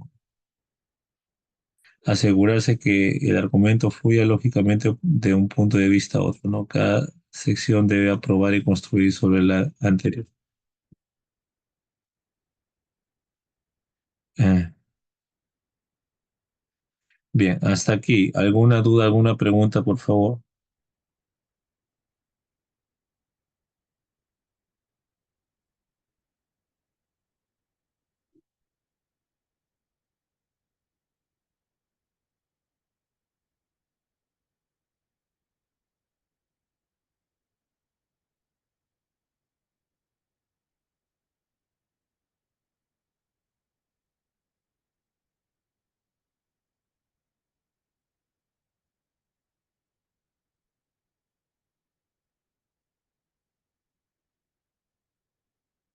Ya, entonces vamos a continuar. Si no hay preguntas. Bien, vamos a ver un ejemplo práctico de asunto público, ¿no? Deforestación en la Amazonía peruana. A ver, por ejemplo, este es un caso, una casuística. Por ejemplo, ¿cuál es la identificación del problema? Eso lo puede trabajar con sus estudiantes, ¿no? Le das un texto largo, no tan largo, pues, ¿no? Para que no sea tan monótono. No monótono, sino también que no sea muy tedioso en caso lo requiera, pero sí se debe dar un texto claro, conciso y detallado. Por ejemplo, acá tenemos la identificación del problema. La tasa de deforestación en la Amazonía peruana ha aumentado significativamente en los últimos años, ¿no? Está hablando de la deforestación o la problemática que hay respecto a este fenómeno que se da, ¿no? La deforestación.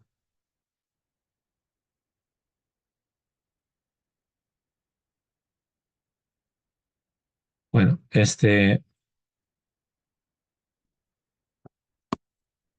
la deforestación afecta a la biodiversidad, contribuye al cambio climático y desplaza a las comunidades indígenas. ¿Cuáles son las principales causas de la deforestación? Ahí se va haciendo las preguntas, no los objetivos, ¿no? O el planteamiento del problema, perdón. ¿Qué políticas pueden implementarse, ¿no? Entonces, se analiza las fuentes, ¿no? Se hace un informe del ambiente peruano según estudios relacionados con esta problemática, artículos académicos sobre la deforestación, etcétera, ¿no? Luego hay una comparación, que es contrastar los datos del gobierno con los informes, ¿no? Se contrasta la información para poder verificar si es válida, ¿no? Puntos en común y discrepancias que ocurran. Asegurarse de usar fuentes recientes que reflejen la situación actual. Eso es importante. Siempre hay que dar una fuente actualizada al estudiante para que tenga una idea de lo que está pasando, ¿no? A veces las fuentes antiguas pues ya tienen un lapso de tiempo determinante y eso también, eh, la información se actualiza y la información también tiene su complejidad, ¿no?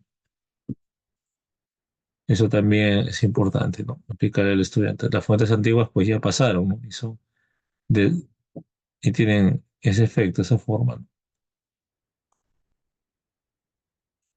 Construcción de argumentos, ¿no? La tesis, la implementación de políticas más estrictas y la promoción de prácticas agrícolas sostenibles son esenciales para reducir la deforestación en la Amazonía peruana. Está hablando del, acá lo que está proponiendo es que unas políticas estrictas y bien planteadas puede reducir el problema, que es válido, por supuesto. La evidencia, ¿no? Datos sobre la tasa de deforestación. Ahí le pides al estudiante que haga pues una comprobación numérica, la tasa de deforestación, estudios de casos y políticas exitosas, ¿no?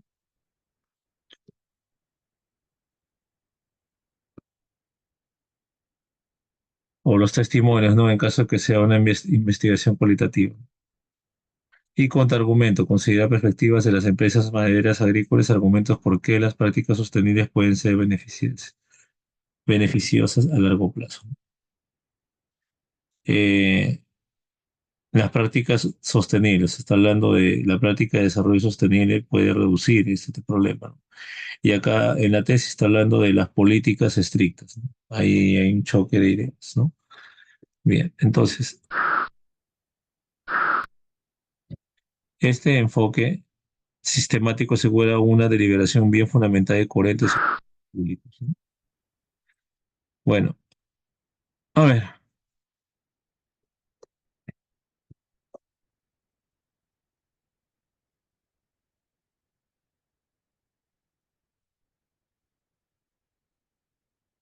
principios y valores democráticos. Eh, Antes de pasar a este punto, voy a darles aquí los siguientes aspectos, ¿no? En un material audiovisual. A ver,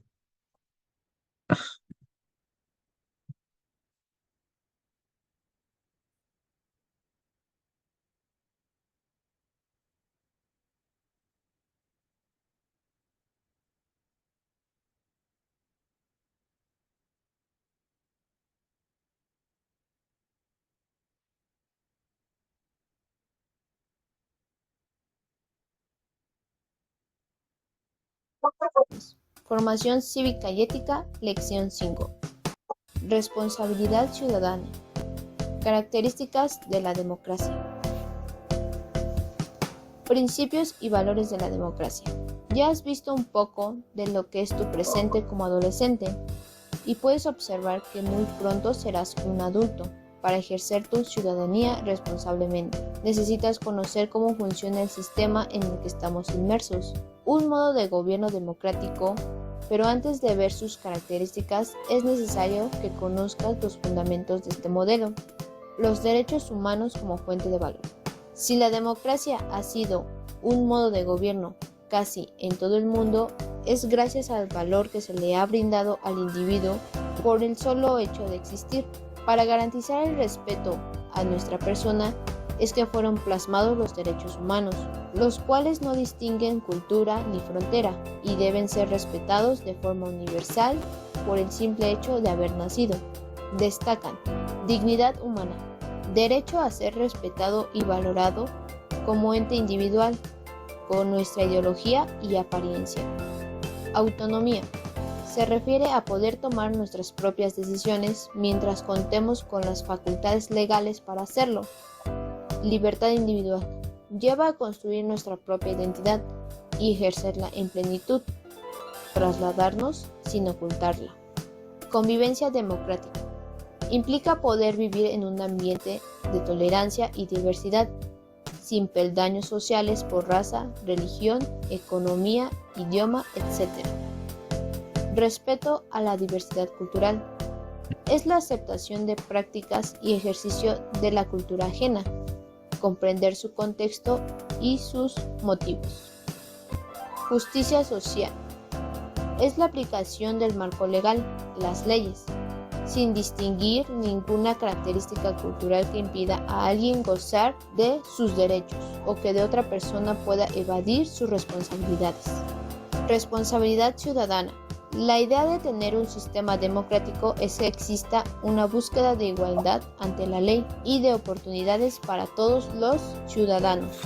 Pero como ya hemos mencionado, ejercer nuestros derechos que tenemos tiene que venir acompañado de cumplir cabalmente nuestras responsabilidades y deberes e involucrarse en acciones que sean a favor del beneficio social. Así que revisaremos estos que son los puntos fundamentales y mínimos que debe cumplir una persona que pretenda formar parte de una sociedad como ciudadano. 1. Sujetarse y respetar las normas y leyes de convivencia. Respetar las leyes es sumamente importante, pero no es lo único a lo que nos debemos ajustar. También es necesario convivir en un clima de cordialidad, empatía y respeto. Valores fundamentales para una sociedad estable y sana. 2. Pluralidad de opiniones y puntos de vista.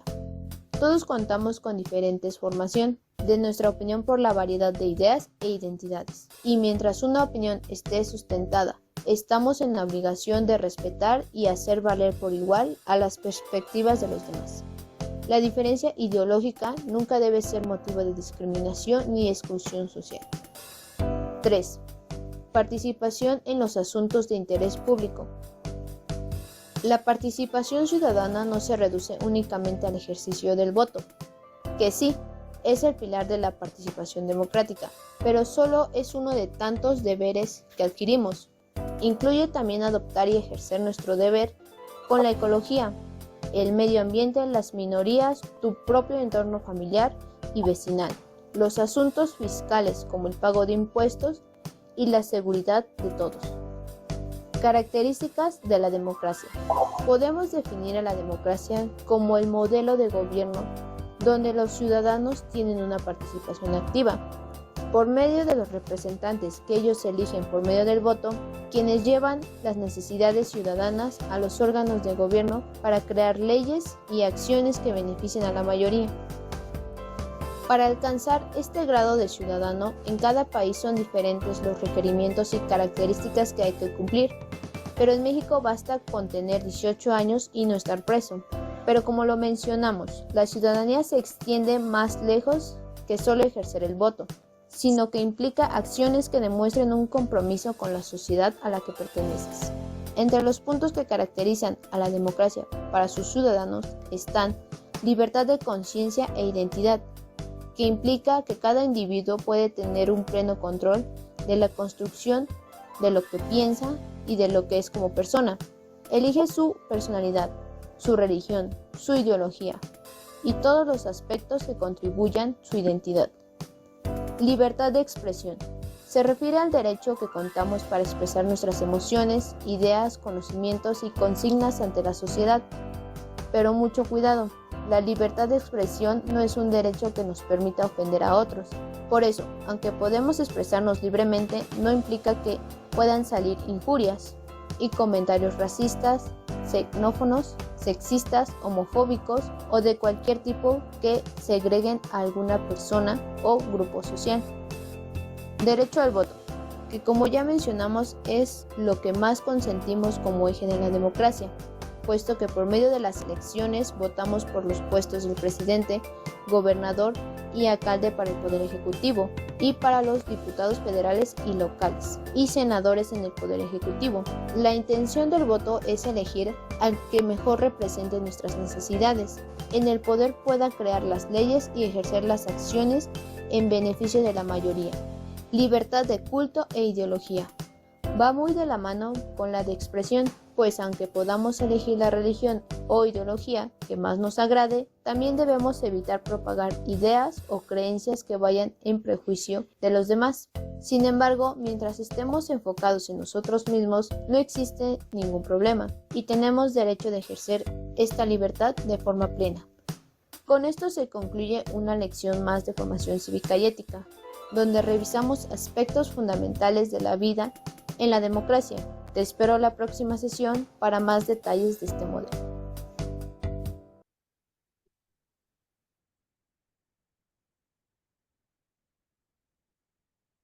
Muy bien.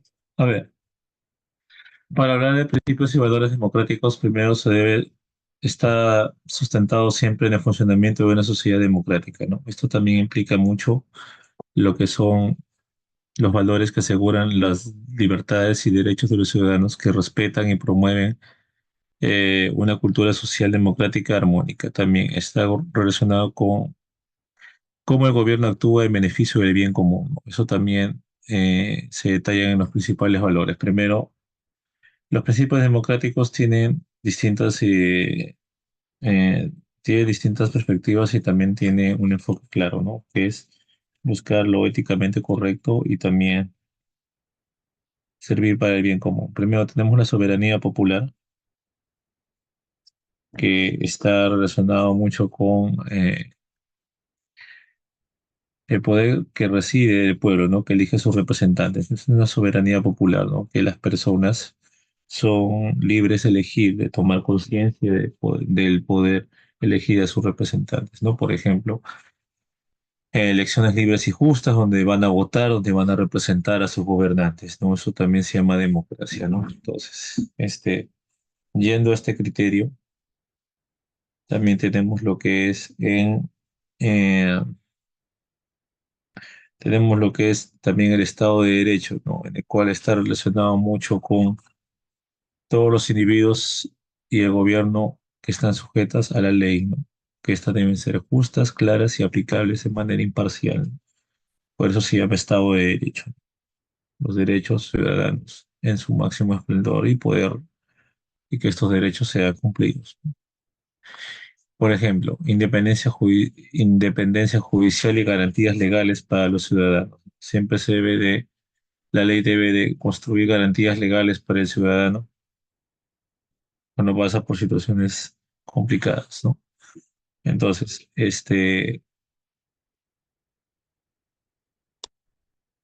siempre los valores democráticos van a generar un cambio social y significativo. Va a haber una modificación en la población y también eh, una máxima libertad de expresión. Bien, otro principio que está ligado a los principios democráticos es la división de poderes, ¿no? Que esto está ligado mucho a las funciones de gobierno, legislativo, ejecutivo y policial para evitar y prevenir abusos de poder. Por eso es que se dividió. En la época de la Revolución Francesa se propuso eso, ¿no? Ellos fueron los pioneros, ¿no? En poder implantar este tipo de sistemas a nivel mundial, ¿no? Entonces, tenemos, por ejemplo, aquí un parlamento que crea leyes, un ejecutivo que las implementa y un poder judicial que las interpreta, ¿no? Que ejerce justicia, ¿no? Tenemos también la participación ciudadana, ¿no? Tienen derecho y la responsabilidad de participar en la vida pública y cívica de su comunidad, ¿no? Esto es importante, ¿no? La participación ciudadana. Por ejemplo, la participación en elecciones, referendos o consultas públicas, ¿no? Que involucran a la población para conocer con más profundidad su realidad. Transparencia y rendición de cuentas, ¿no? Los gobernantes y funcionarios deben de cumplir con sus acciones, con su trabajo, porque también es un compromiso con los ciudadanos. ¿Qué ejemplos se dan la publicación de informes de gestión y autoridades públicas, también la rendición de cuentas y por qué no también, bueno, en situaciones muy graves y por qué no también en situaciones ambientales, ¿no? También. Y también se aplica para procesos de revocatoria, ¿no? En el caso de las personas requieran una revocatoria, ¿no? Respeto a los derechos humanos, que es la garantía y derechos fundamentales de todo individuo, la libertad de expresión, el derecho a un juicio justo y la igualdad ante la ley. Eso también tiene un aspecto muy importante, que es la protección de las minorías y los desechos civiles, ¿no? Y los derechos, perdón, civiles, ¿no? Esto tiene que ver mucho. Los derechos civiles deben ser siempre protegidos por marcos legales importantes, ¿no? Eso también hace entender a nuestros estudiantes, ¿no? Este, Bien, vamos a ver cuáles son esos valores democráticos. Primero tenemos la libertad, ¿no? Que es el derecho de las personas a actuar y expresarse libremente, ¿no? Siempre que no infrinjan los derechos de otros, ¿no? Ejemplo, libertad de prensa y asociación. Es importante, ¿no? La libertad. Ejercerlo con mucha sabiduría, con mucho juicio y expresarse libremente, pero sin faltas de respeto. Igualdad, ¿no? Todos los ciudadanos tienen los mismos derechos y oportunidades, sin discriminación alguna. Ese es un principio importante, ¿no? La igualdad de género y la no discriminación bajo ningún tipo de concepto, ¿no? Ni social, ni religiosa, ni étnica, ¿no? También tenemos el parte 3 que es la justicia, ¿no? Que es un trato equitativo y justo en el cumplimiento de la ley. También la distribución de los recursos y oportunidades para la población. Por ejemplo, un acceso equitativo a la educación y a la salud, ¿no? El acceso equitativo se refiere a las oportunidades que los ciudadanos necesitan. Y eso también es importante, es un compromiso social. Tenemos la solidaridad, ¿no? Sentido de la unidad de apoyo de los miembros de la comunidad, de la sociedad, ¿no? Por ejemplo, con programas de asistencia social y ayuda comunitaria que lo emplean muchas instituciones, ¿no? En estos tiempos. Eh, el pluralismo, ¿no? Es un reconocimiento y respeto a la diversidad de opiniones, ¿no? Y creencias y culturas, ¿no? Ese es el pluralismo, ¿no? Respetar las creencias, las culturas, ¿no? O las opiniones de los demás, ¿no? Políticas que promuevan la integración de respeto a las minorías, ¿no? Eso también es importante, ¿no? La tolerancia, acepta y respeta las diferencias individuales y grupales, ¿no? Ejemplo, está el diálogo interreligioso y la convivencia pacífica entre distintas comunidades, ¿no? También está el compromiso de los ciudadanos y gobernantes para cumplir con sus deberes y obligaciones, lo que es la responsabilidad, ¿no? Formar una cultura responsable, ¿no? Por ejemplo, en el cumplimiento de las leyes y participación activa en la vida comunitaria, ¿no? Eso también es importante y es determinante. Bueno, ¿qué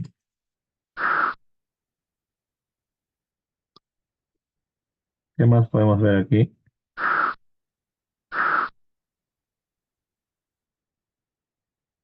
La aplicación de principios y valores democráticos. ¿Cómo se aplica? Vamos a ver un caso práctico. Por ejemplo, conoces una reforma educativa, ¿no? Esta reforma educativa tiene una secuencia de aspectos legales, ¿no? Si hablamos del marco más institucional, hablamos del marco más, más amplio, ¿no? En las políticas y las reformas educativas, ¿no? Primero está la soberanía popular. La reforma se somete al debate y aprobación en el Parlamento, ¿no? Esto es importante. Como pasa en todo proceso legal, se discute siempre en un Parlamento o en la vía legal, ¿no? Este, Estado de Derecho, ¿no? La reforma se enmarca en la legislación vigente y se garantiza el respeto a los derechos educativos, ¿no? Y a todos los estudiantes también. También se da el principio de división de poderes, ¿no? Implemento a la reforma mientras el legislativo aprueba y el judicial puede intervenir, ¿no? En esos casos concretos. La transparencia, la rendición de cuentas y el respeto a los derechos humanos, ¿no? El gobierno público da detalles sobre ello, ¿no? Sobre los informes de progreso y la pertenencia y la supervisión ciudadana, ¿no? Y el respeto a los derechos humanos, que es indudablemente aplicable, ¿no? Por la defensa de los derechos humanos, ¿no? Sin ningún tipo de discriminación. La promoción de valores democráticos se da a través de la educación cívica, las de comunicación y las organizaciones claves que participan en ello también. Incluirlo en los currículos escolares contenidos sobre los derechos humanos, importante, ¿no? La participación ciudadana y democrática, ¿no? Eso también es fundamental. Medios de comunicación, fomentar un periodismo libre e independiente que promueve los objetivos y promueve un debate público existente, ¿no? Las organizaciones civiles, por ejemplo, las ONGs que trabajan en grupos comunitarios en la promoción de valores democráticos, ¿no? Promover y mantener los principios y valores democráticos es esencial, ¿no? Para una sociedad justa, más equilibrada, ¿no? Con más equidad, con más participación, ¿no? Eh, Bien, vamos a ver la democracia y el Estado de Derecho, ¿no? Son dos conceptos importantes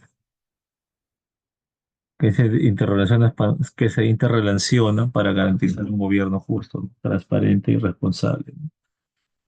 Tenemos la democracia. Nosotros sabemos que es un sistema de gobierno proveniente en sus orígenes, desde sus raíces en la antigua Grecia, ¿no? Eso nosotros lo sabemos. Pero ahora vamos a definir teóricamente y técnicamente qué es la democracia.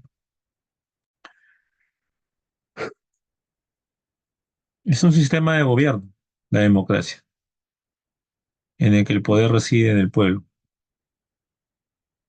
que lo ejerce directamente o indirectamente, ¿no? A través de las elecciones libres y periódicas que se hacen, ¿no? Se basa en la participación ciudadana, la igualdad de derechos y el respeto a las libertades fundamentales, ¿no? Eso es indudablemente cierto, ¿no?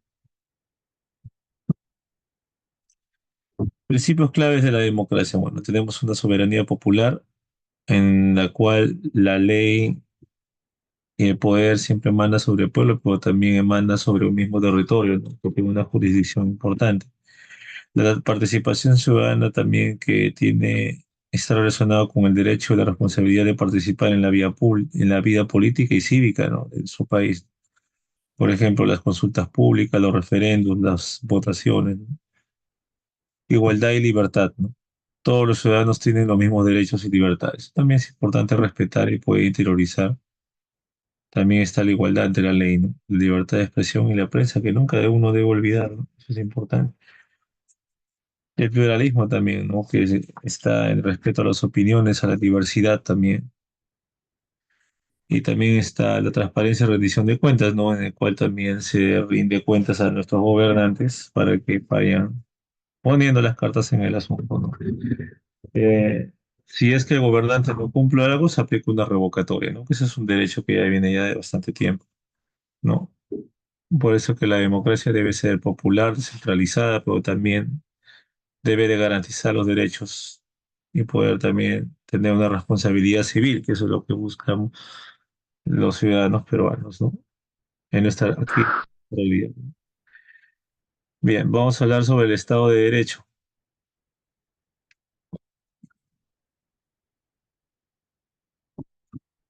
El Estado de Derecho, como dice su nombre, Estado de Derecho, está marcado y relacionado mucho con los derechos de los ciudadanos, ¿no?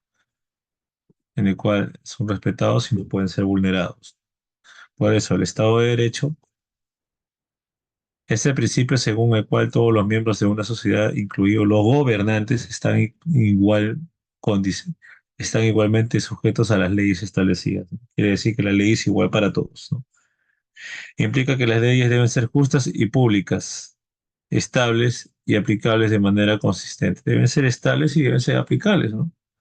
Para que se dé una consistencia, para que se dé una correcta, eh, un correcto camino, ¿no? Una correcta gestión, de acuerdo a ese aspecto, ¿no? Una gestión importante, ¿no? Bueno, principios claves. Tenemos la legalidad, que también debe estar basados en las leyes preexistentes y públicas, ¿no? Siempre hay leyes persistentes y públicas. Por ejemplo, la previsión de acciones arbitrarias por parte del Estado, ¿no? O sea, que el Estado no puede cometer arbitrariedades. Seguridad jurídica, ¿no? Las leyes deben ser claras y estables. También debe proporcionar certeza a los ciudadanos sobre sus derechos y deberes, ¿no? Protección de derechos de propiedad y contratos, ¿no? Eso también es un caso muy importante, ¿no? Por ejemplo, cómo una persona defiende su propiedad. Tiene que haber cumplido todos los marcos legales determinantes, ¿no?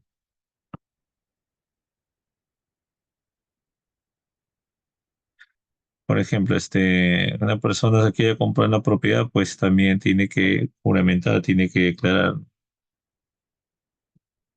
Si no se sigue ese proceso legal, pues el derecho se perdería si es que el ciudadano se niega a pagar, ¿no?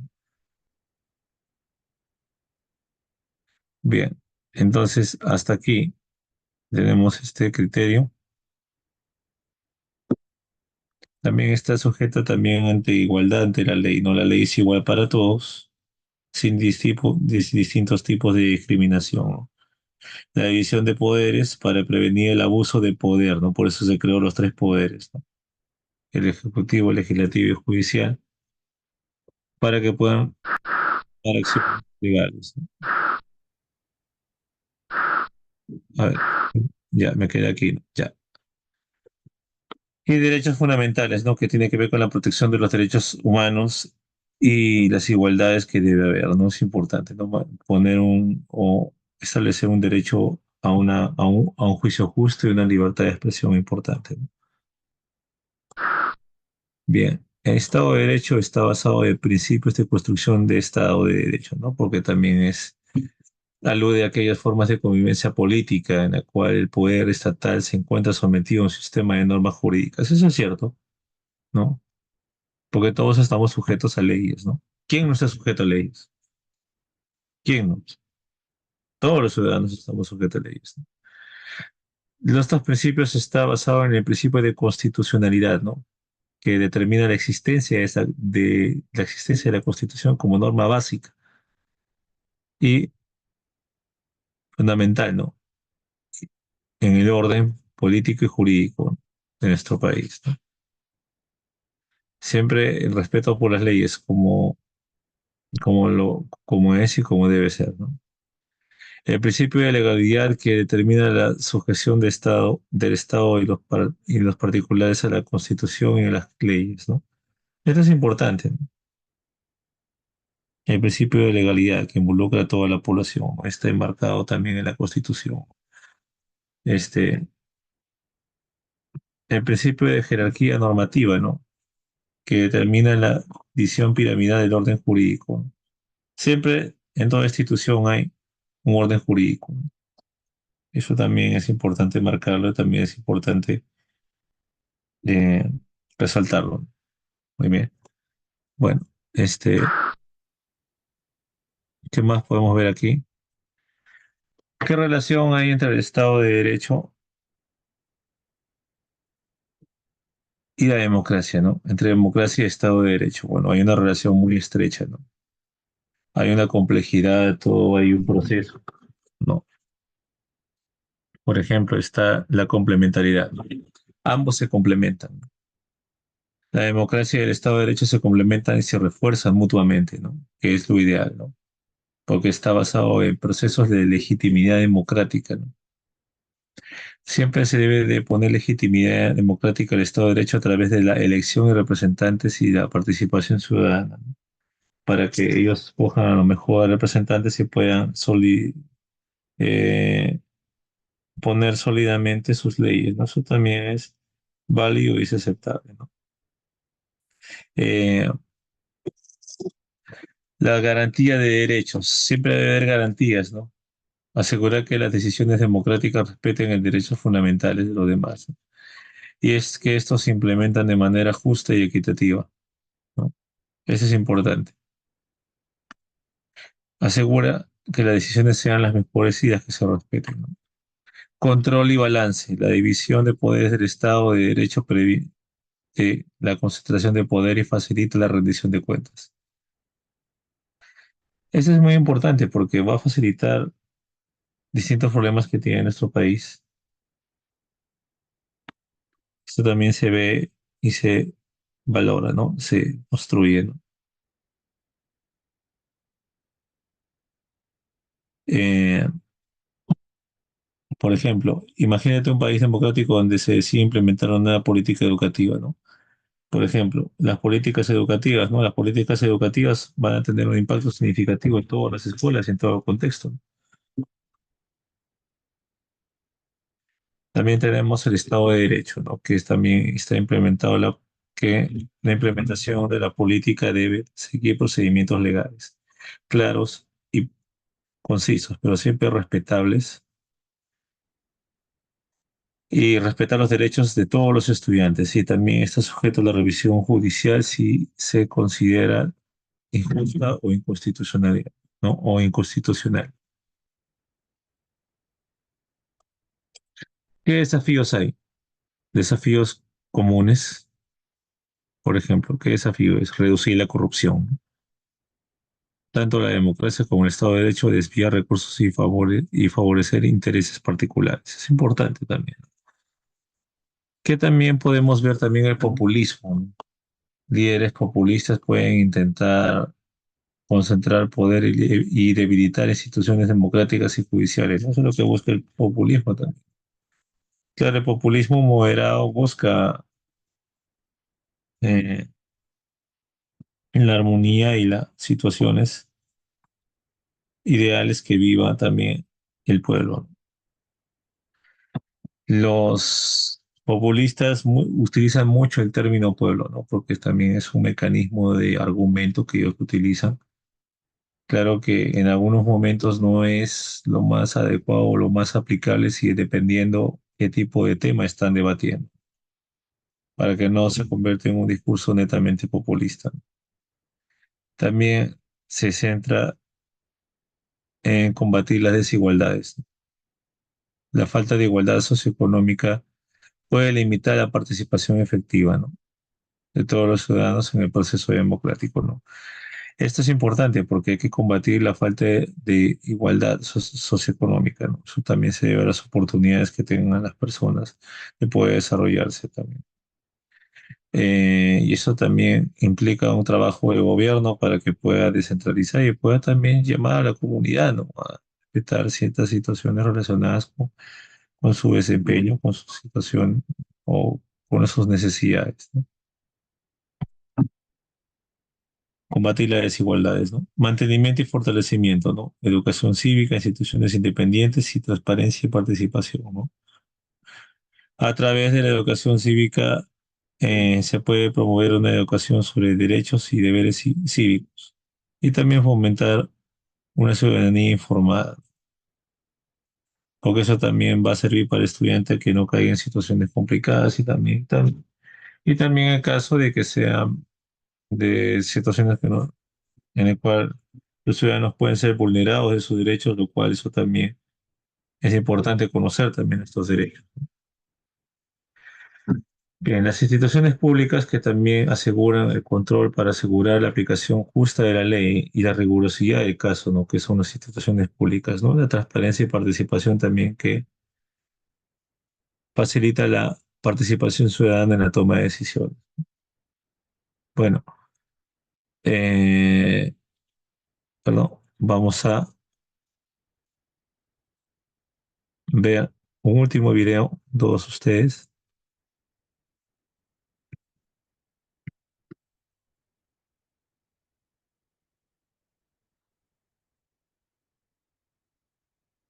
y voy a compartir aquí a todos ustedes.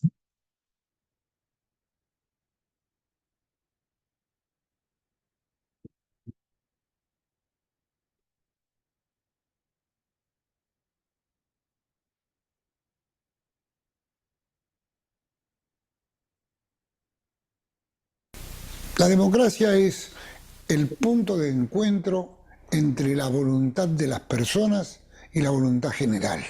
Y el Estado de Derecho es aquel que garantiza que ese punto de encuentro se realice siempre en libertad y con respeto unas personas a otras, unas ideas a otras. La democracia no es un concepto económico, es un concepto de convivencia, allí donde la mejor filosofía de la convivencia permite que se formen instituciones en las cuales cada uno tiene su lugar, ninguno es todo el poder y en cambio todos son el poder mismo. La democracia se asienta en la persona. Hay algo muy interesante aquí. La democracia se siente en la persona. ¿Qué quiere decir esto?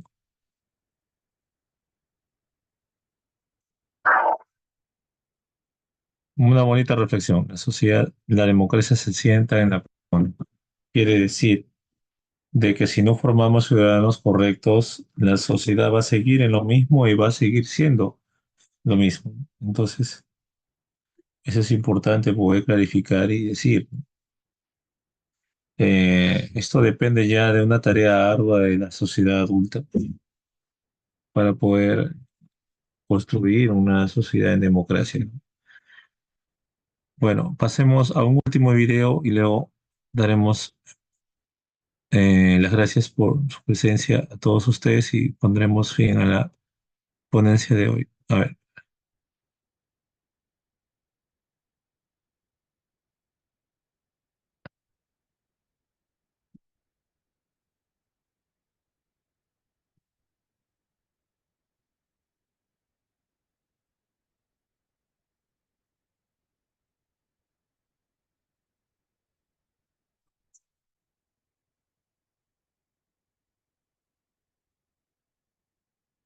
Democracia, Estado de Derecho.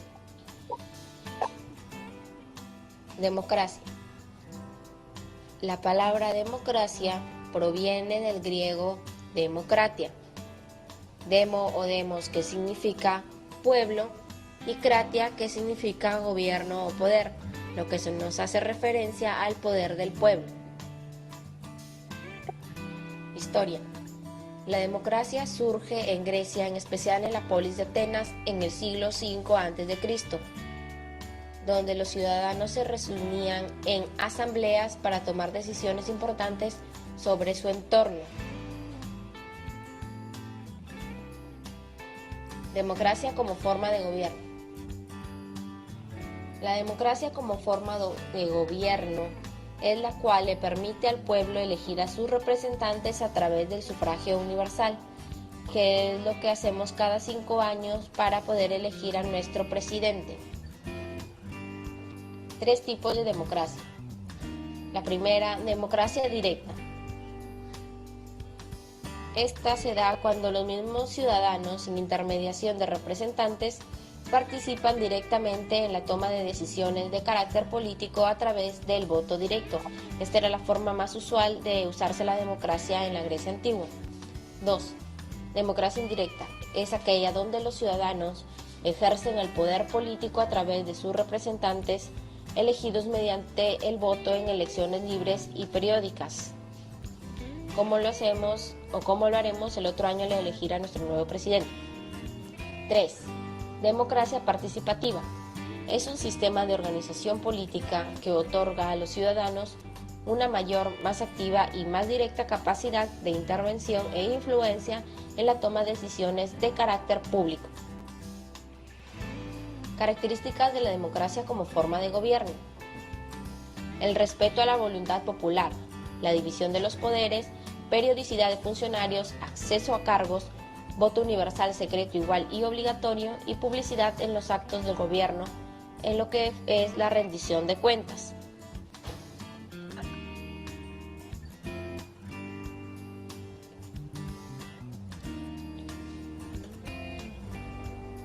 Estado de Derecho. ¿Qué es el Estado de Derecho? Es la organización política de la vida social sujeta a procedimientos regulados por ley, en el cual los actos están limitados estrictamente por un marco jurídico supremo, guiados por el principio de legalidad y el respeto absoluto de los derechos fundamentales. El Estado de Derecho nos lleva a lo que es la división del Estado, la división de los poderes del Estado. En el Ejecutivo, donde se encuentra el presidente, el Legislativo, los congresistas y el Judicial, los jueces que se encargarán de impartir justicia. ¿Cómo saber cuándo se habla de un Estado de Derecho? La ley debe ser el mandato fundamental. Deben garantizarse todos los derechos y libertades. Y la administración debe encontrarse limitada por la ley.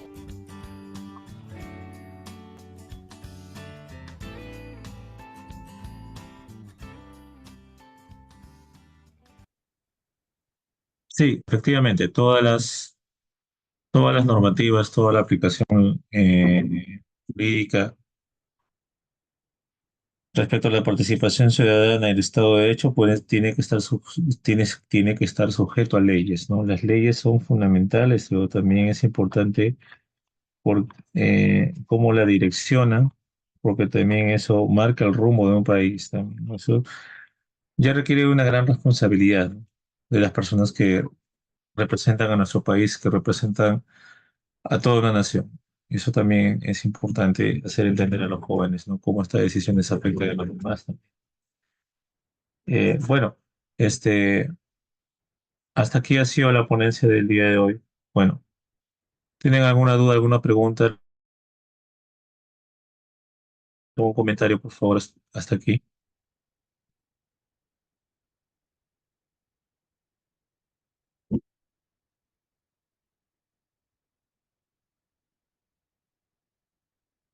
Bien, entonces al no haber comentarios, bueno, muy agradecido a todos ustedes por su presencia. Eh, es un privilegio y un gran agrado poder compartir este momento con ustedes. Eh, y bueno, conmigo será hasta la ponencia del día domingo. Vamos a continuar con el desarrollo de estas dos competencias, tanto en gestionar responsablemente el espacio del ambiente y convive y participa democráticamente. Esos son los aspectos que vamos a tratar, que vamos a seguir tratando en estas ponencias, ¿no? También ya en el proceso veremos también para el mes de junio y el mes de julio la competencia de gestionar responsablemente los recursos económicos. Bien, muy bien, estimados colegas. Deseo una semana llena de éxitos, de bendición para ustedes, para sus hogares. Y nos veremos el próximo, este domingo. Los esperaré para la ponencia del día de hoy. Ah, las grabaciones, ya. Las grabaciones lo pueden tratar con el grupo Edad Perú. Pueden escribir también a ellos porque todas las ponencias son grabadas y son también compartidas para todos ustedes, ¿no? Bien, no sé si contesté bien a la pregunta, por favor, porque el material grabado, el grupo Edad Perú es el que lo gestiona y que también nos brinda la oportunidad de tener las ponencias grabadas.